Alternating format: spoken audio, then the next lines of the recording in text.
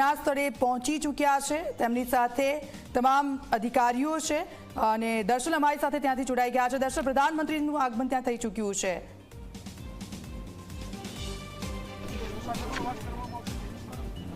જી હાલમાં જે પ્રધાનમંત્રી જે છે તેઓ જે ઘોડા કેમ્પ રોડથી જ્યાંથી ગઈકાલે જે અમિત શાહ જે આવ્યા હતા તે રોડથી જ તેઓ ત્યાં બનાવ સ્થળ ઉપર પહોંચ્યા છે અને તેઓ હવે ધીમે ધીમે આગળ વધી રહ્યા છે અને તે બાદ તેઓ સ્થળ ઉપર પહોંચશે જે જગ્યા ઉપર પ્લેન ક્રેશ થયું છે, જ્યાં ટુકડા થયા હતા પ્લેનના, જ્યાં લોકોના મૃતદેહ બહાર કાઢવામાં આવે છે, ત્યાં પહોંચીને જાત નિરીક્ષણ કરશે અને આ જોઈ શકાય છે કે કાફલો જે છે તે આગળ આવી ચૂક્યો છે, બસ તેના આગળ આવવાની રાહ જે છે તે અહીંયા જોવાઈ રહી છે।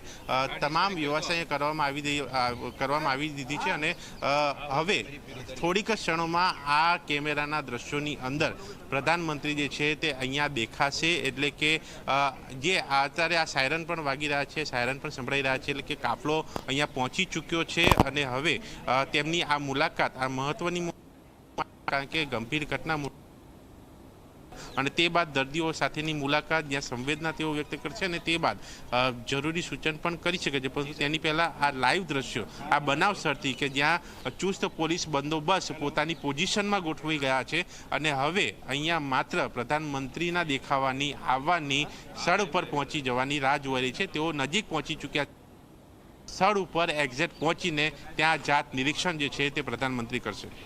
બિલકુલ દર્શન, અધિકારીઓ કોણ કોણ ત્યાં ઉપસ્થિત છે ઘટના સ્થળ પર?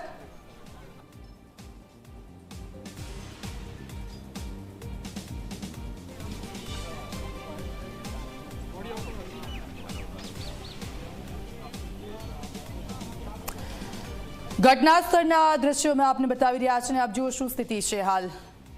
પ્રોટોકોલ પ્રમાણે તમામ લોકોને ત્યાંથી દૂર રાખવામાં આવી રહ્યા છે, પોલીસનો સ્ટાફ ત્યાં ઉપસ્થિત છે, સાથે સાથે અધિકારીઓ ત્યાં છે।